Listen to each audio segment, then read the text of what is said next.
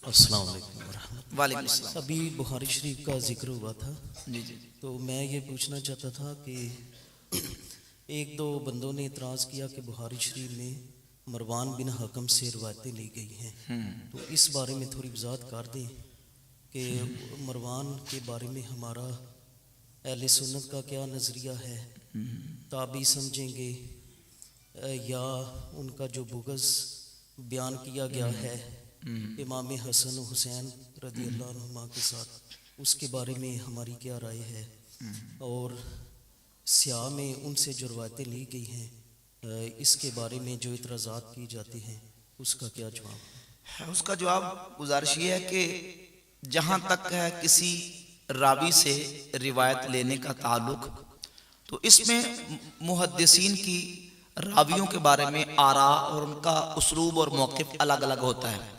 अब देखिए, इमाम मुस्लिम रहमतुल्लाह अलैह ने इमाम मोहम्मद बिन सीरीन रहमतुल्लाह अलैह का कौल सही मुस्लिम के मुकदमे में नकल किया है। वो फरमाते हैं कि पहले हदीसें ले ली जाती थी और ये नहीं पूछा जाता था कि रिवायत करने वाला रावी कौन है। लम्मा वक़ातिल फितनतु, जब फितना वाक़या हुआ, कालू सम्मू लना रिजालकुम, तो कहा कि बताओ कि रावी रिवायत करने वाला कौन है, उसका नाम बताओ, डाटा बताओ। फयुनज़रु इला अहले सुन्नती फयुखज़ु हदीसुहुम, देखा जाता कि रिवायत करने वाला सुन्नी है तो उसकी हदीस को ले लिया जाता। वयुनज़रु इला अहलिल बिदअ फला युखज़ु हदीसुहुम, और अगर वो सुन्नी नहीं होता था, अहले सुन्नत नहीं बल्कि बिदअती होता था, तो उसकी रिवायत को कबूल नहीं किया जाता। इमाम मुस्लिम रहमतुल्लाह अलैह ने सही मुस्लिम के मुकदमा में इमाम मोहम्मद बिन सीरीन रहमतुल्लाह का कौल नकल किया। अब ये उनका ज़ाब्ता है। इमाम बुखारी रहमतुल्लाह का उसलूब यह है कि वो कहते हैं कि जब कोई बिदती रावी, बिदती गुमराह रावी, यानी कोई नासबी है या कोई शिया रावी है और उसके अकायद में खराबी है, तो उसकी रिवायत को लेने के लिए कुछ उसूल और ज़वाबित हैं।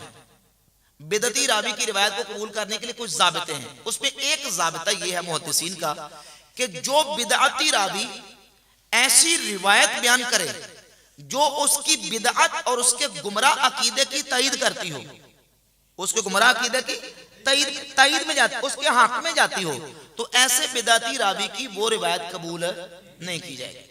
और अगर वो रावी बिदअती है और झूठ नहीं बोलता, तो और वो रिवायत उसके बिदअती अकीदे की तईद भी ना करती हो, उसके हक में भी ना जाती हो, तो उसकी वो रिवायत कबूल करने में कोई हर्ज नहीं है। यही वजह है कि इमाम बुखारी रहमतुल्लाह अलैह ने बाद शिया रावियों की रिवायतें भी कबूल की हैं।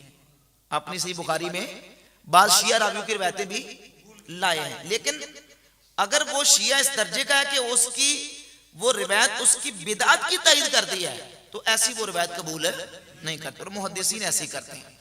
और बाज़ फिर जगह पे बिदती रावी की बिदत से इगमाज और चश्म पोशी बरते हुए उसकी रिवायत को कबूल कर लेते हैं अगर उसकी बिदत की तायद ना करती हो।